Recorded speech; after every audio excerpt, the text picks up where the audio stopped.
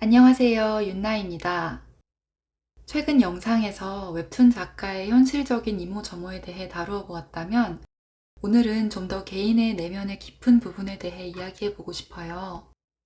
웹툰 일을 준비하시거나 해보셨거나 하고 계시거나 희망하고 계신 분들 중에서 우울증을 알아보셨거나 앓고 계신 분들이 상당히 많아요.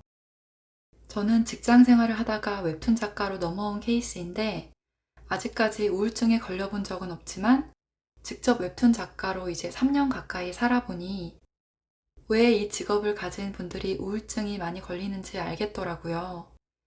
꼭 웹툰 쪽 직업이 아니더라도 유튜브나 책 또는 주변에서 사람들 말을 들어보면 많은 분들이 인생에서 방황의 시기를 거치거나 아니면 정말 예고 없이 찾아오는 우울증에 대한 경험을 공유해주고 계시더라고요.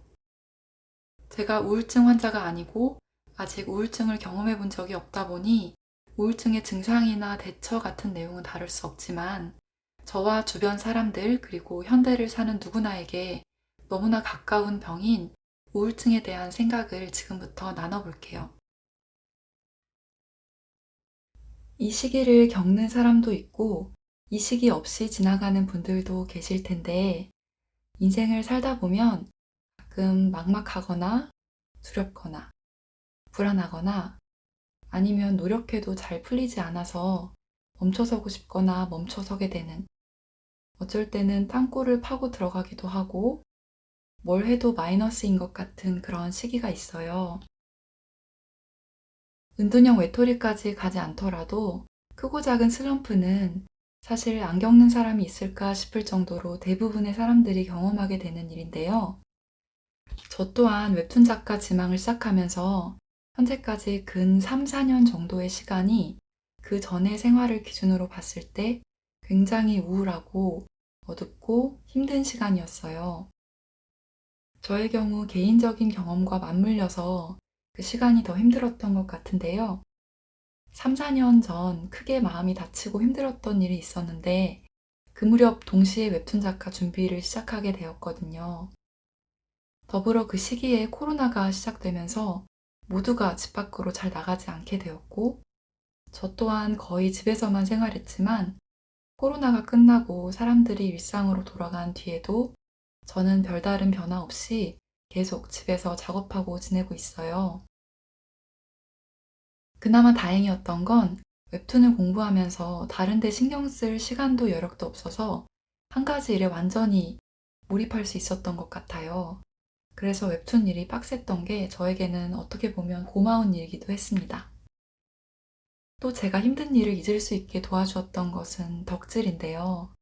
그 무렵 인생 첫 덕질을 시작하게 되었는데 처음 경험해보는 덕질이라는 세계에 푹 빠지면서 아픔을 행복으로 많이 승화할 수 있었어요.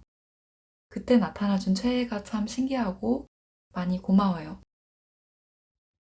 당시 제가 겪었던 일은 가볍지 않고 조금 심각한 일이었기 때문에 치유의 과정이 한 번에 일어나지는 않았고 서서히 몇 년에 걸쳐 진행이 되었어요. 상담을 받기도 했었고요. 지금은 제가 조금 안정기를 거쳐 그래도 정서적으로 안정이 되고 사람 모양새를 갖추었다라고 스스로 생각하지만 처음 웹툰 작가 지망을 시작했던 2019년에서 20년쯤에 저는 지금 돌아보면 나름대로 인생의 히키코모리 시절이 아니었나라고 생각해요. 사회적인 정의의 히키코모리까지는 아닐 수 있지만 개인적인 기준에서요. 회복을 거치는 동안 저는 타고난 밝은 성격 때문인지 우울증에 걸리진 않았지만 우울했던 순간들은 분명 있었어요. 우울했던 이유를 생각해보면 이랬던 것 같아요. 나이 30에 백수였던 것. 도전하고 있는 일에서 자꾸 실패하는 것. 불확실한 미래에 대한 두려움. 겪었던 일에 대한 상처와 후유증. 나 자신을 잃어버린 느낌. 철저하게 혼자인 기분. 경제적 요인. 이 중 몇 가지는 아직도 겪고 있는 상황이기도 하네요. 이 외에도 우울증을 겪게 되는 사람마다 많고 다양한 이유가 있을 것 같은데요.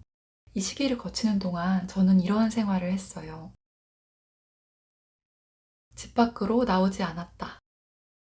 사람과 만나거나 말을 하지 않았다. 정신 나간 사람처럼 일이나 덕질에만 몰두했다. 사람을 잘 믿지 못했다. 이 시기가 지나가서 스스로 괜찮아지리라는 믿음으로 버텼다. 항상 숨 쉬듯이 쉽게 하던 것들을 힘겨워했다. 자신을 잘 돌보지 못했다. 씻는 것, 먹는 것, 쉬는 것 등. 저를 더 힘들게 했던 요인은 제 성격적인 부분이었던 것 같아요. 사람들에게 잘 의지하지 못하고 남들에게 내 짐을 나누거나 보여주고 싶지 않아 하는 것. 그리고 좋은 모습만 되도록 보여주고 싶어 하는 것. 그런 것들이 저를 더 갉아먹었던 것 같아요. 누구나 저런 면들이 조금씩은 있기도 하죠. 그런데 저의 경우 거기에 웹툰 작가라는 게 또 더해진 거예요. 조심스럽게 말하지만 웹툰 작가라는 직업은 밝고 멀쩡한 사람도 정신적으로 피폐하게 만들 수 있는 직업이라고 생각해요. 그렇게 생각하는 이유를 나눠볼게요. 마음만 먹으면 365일 집에서 안 나올 수 있다. 마음만 먹으면 365일 사람 안 보고 말 안 하기 가능. 안 씻고 안 먹고 늦게 자도 뭐라 하는 사람 없음. 누가 보면 영락 없는 백수임. 근데 과로사 수준으로 일을 많이 하고 있음. 근데 일하는 만큼 꼭 수입으로 연결되지는 않음. 미래가 불안정하고 정해진 답이나 길이 없음. 의자병에 걸림. 목, 허리, 다리, 팔, 손목, 몸에 안 아픈 곳이 없다. 씻고 먹고 잘 시간이 부족하거나 그렇게 할 정신적 여유가 없다. 고생한 일들이 공중분해되거나 평가절하되거나 욕먹는 일이 흔하다. 무에서 유를 창조하는 직업이다. 주말, 휴일, 공휴일이 없다. 남들 자고 쉴 때 일해야 하고 남들이 일할 때도 일한다. 네, 이 정도가 있겠네요. 이쯤 되면 웹툰 작가 싫은데 하는 거 아니냐 하실 수도 있는데 놀랍게도 그렇지는 않아요. 정신 나간 얘기 같지만 저는 좋아서 이 일을 하고 있고 이 일을 하는 게 제일 좋거든요.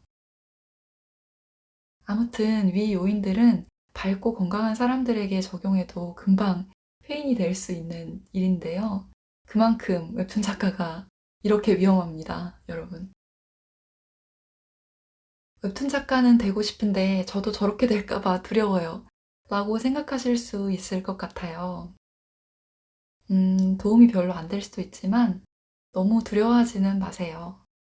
저런 거 다 알아도 할 사람은 결국 하더라고요. 다른 사람들은 왜 하는지 이해 못해도 결국 해야만 하는 이유를 각자 찾게 되는 것 같아요.